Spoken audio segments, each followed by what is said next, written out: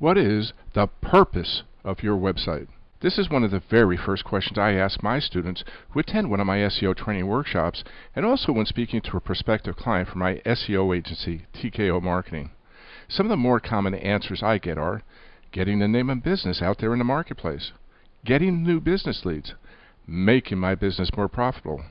Well, all these answers are partially correct, as this is what your website is supposed to do if it's properly designed and developed. But here is the real purpose. Your website should do these three things. 1. Capture the attention of your prospect. 2. Teach and train people on how to make the best buying decision by giving them enough information to facilitate their decision. And 3. Lower their risk for making that decision. I will share with you how I did this with my website, Radar Busters, which I sold in 2007 for a boatload of cash. The first step is capturing the attention of your prospect. By capturing the attention of your prospect, you need to do or say something on your website that immediately captures your prospect's attention. Print ads and some websites frequently do this by putting a picture of a sexy model in the ad.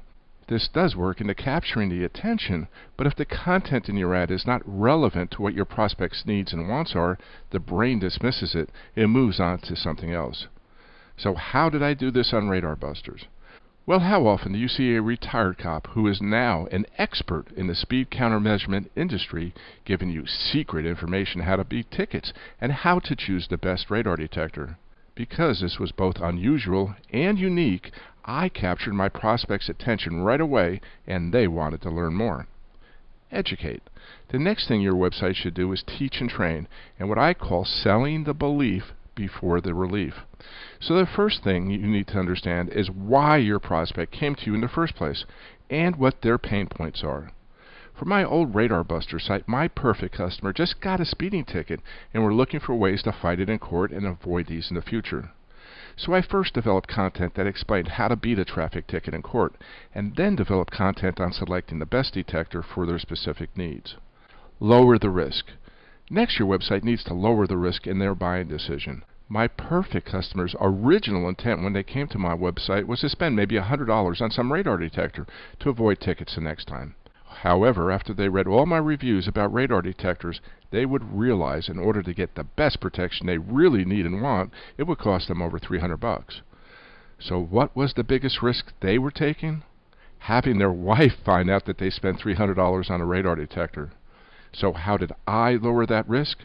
I offered them a 30-day unconditional guarantee that if for any reason they didn't like their radar detector, they could return it in 30 days for a full refund. How successful is this strategy? Once you start using this strategy, it is very successful. Another example is this SEO and Internet Marketing training website and my hundreds of students and client sites that have followed this same strategy. In summary, the bottom line is this. You need to know exactly what your customer wants. In 3 seconds or less, you need to capture your prospect's attention and make it obvious to them immediately that you're the obvious choice. You need to then educate them to reinforce your prospect that you're the best choice, and if they go anywhere else, they're a fool.